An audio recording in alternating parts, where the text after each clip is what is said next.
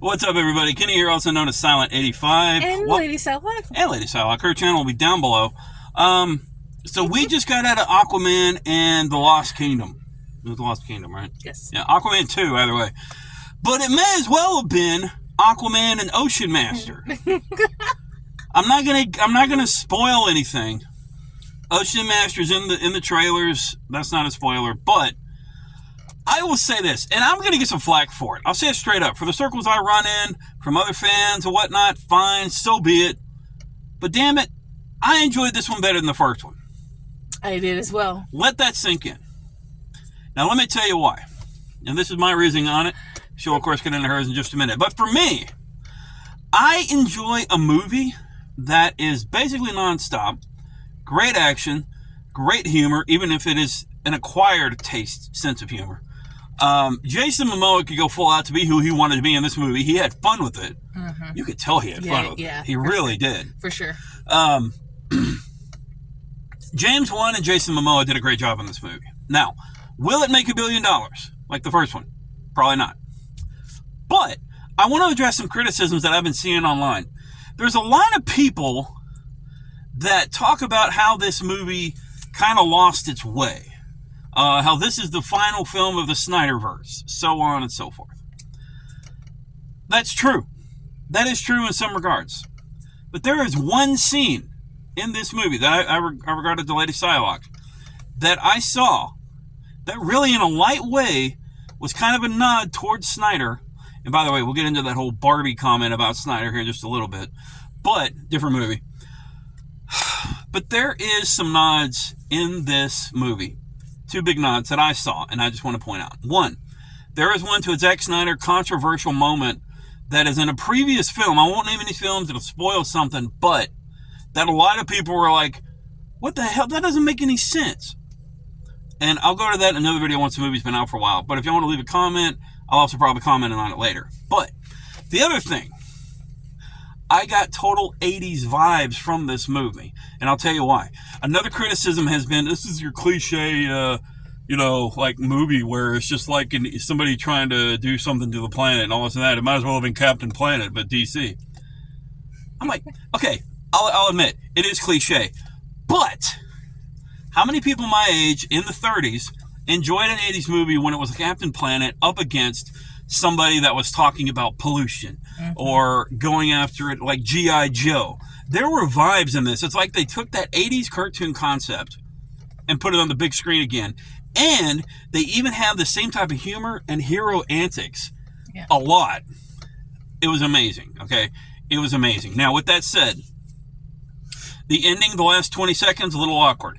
Like I said, Jason Momoa went all out and he was who he was. Whether that's good or bad, depending on the context. With that, also, the editing. There were some moments where you could tell it was reshoots. You could tell there was even one moment, and Lady Salak probably knows what I'm talking about. I won't mention it here, but it involved an axe and a king. You know what I'm talking about? Yeah. So there's one moment where it looks to be very dark, but then all of a sudden, out of a weird re-edit, it takes a different turn. There were moments here where they were going to go with the story, but I'm guessing some executives stepped in and said, no, we're not going to do that. Change it up, So, but with that said, this was a very positive movie. There was a lot of love in it. You see a lot of love develop between brothers. You see a lot of love develop between enemies. And there is comedy. There's very good comedy. There's also a lot of throwbacks to the old Aquaman. Actually, I just think about it. The old Aquaman cartoons. Mm-hmm. I never got to watch those. I know, I never got to watch them. But his, I can't really talk about it here. But anyway, the old Aquaman cartoons, I get the feeling that basically this is an old Aquaman cartoons episode put up on the big screen. Mm-hmm. So, there's that. I'm going to give it an 8.5 out of 10, mostly because of the edits.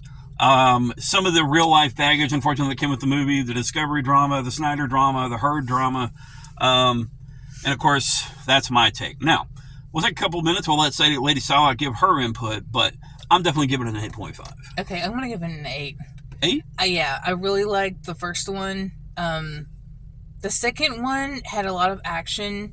I liked what they did with Manta and his revenge story. Yeah. I wish it was a little bit more centered about that, focused on that. But how they did it, and when they added the background with the old king and all that, it was pretty cool. Yeah, with the black power, or the other black magic power or whatever. Okay, now that is in the trailer. It's not a spoiler. Yeah. So, I'll give it an 8. You give it an 8? Okay. 8 out of 10. Yeah. But did you like it better than the first one?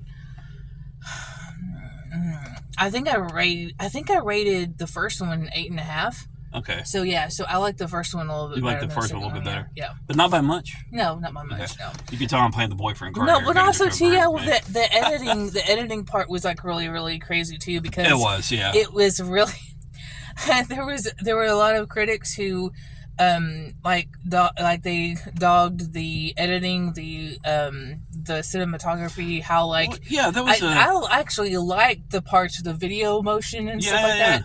But also too, like when a lot of underwater scenes, I could tell like when they were talking about that, when they were saying they were standing on the top. Yeah, we saw there was a couple of videos. There wasn't really like that much standing, but I can see where it could bother some people, especially compared to the first movie. Yeah, that was really, really, if you had to compare it to the first movie, it was kind of bad. Yeah. But overall, standing on its own, if no one else saw the first movie and walked right into this second one, it really wasn't that bad. So that's my take on it. Yeah, I think that's kind of the trope. I don't know if trope's the right word, but like when comparing the first one to the second one. It's really hard to break away and make a film like of its own. Right. But I would say that if you had never seen the first one and you're kind of going into this, that it does have flashbacks. Yeah, it does have flashbacks. It has flashbacks to the first one, make you familiar with everything. Yeah.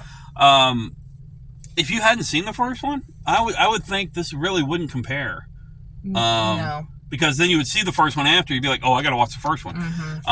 And you'll definitely see a difference in editing and whatnot. So, but with that said, I just wanted to say, I think James Wan did a great job on this movie. Mm-hmm. You could see some of his touches on it. There's one scene where you see red eyes come out of darkness. Yeah, I love that. I love Black Manta. I mean, the character overall. I mean, I did not know anything about Black Manta at all until you're in Justice 2. Yeah, Justice 2. Yeah, the fighting game. He introduced me to it, and I had no idea who he was. Yeah. And seeing that, it was like the first. It was like, whoa! Like I didn't know anything about Black Manta, and all of a sudden it's like, whoa! So anyway, it was really cool. Now that I think about it too, and just a couple of notes, there is no stinger after the credits, sadly, but there is a mid-credit stinger. So stick around to see that. It's pretty funny. Yeah. There was, and I mentioned it before, we're fixing to close this out, but one thing, again, that I have to respect here is that they kept with the consistent actors. All the same actors are in it. Although, with that said, you noticed on the Amber Heard scenes that it looked like a, we can't think of the word, but it's when you take a standby actor, put him in the scene, and put the real actor's face over them. But anyway, so it looks like there was some proper CGI work on that. Which stinks because they did that with Superman and some of the previous movies, and so. But with that said, one thing I do need to address as a Snyder fan, a lot of people again will say yes, this is the end technically of the Snyderverse. But here's the thing, and again, just my opinion. Take it as you need it. James Gunn, as of this video recording, is fixing to introduce his own Gunverse, as people call it. And people will be like, oh, good, the Snyderverse is over, yada, yada. All right, look, I respect that. You have your opinion, that's fine. But let's face it, this would not be here, and Zack Snyder is kind of the blueprint. And the reason I say that is because Zack Snyder really did bring about a new level to superhero films on the WB front. People see that as a bad thing, people see it as a good thing, a lot of people say, no, that's not right. But if you watch a lot of the hero movies that come out of DC lately, for better or worse, Snyder's responsible for that. It started all this. And I've had this discussion with other fans before. Unfortunately, Snyder suffered a very horrible, tragic family event that caused an interruption in the Justice League filming. He lost his daughter to suicide. Unfortunately, that event really did trigger some events within the DC studios, within the executives, for the Justice League film to really kind of go off the rails with the Whedon Justice League, or Justice League. The reason I mentioned the Barbie comment earlier is because there was a bit of a I don't want to say slap in the face, but there's a comment made about Zack Snyder's Justice League in the Barbie movie. I won't spoil anything.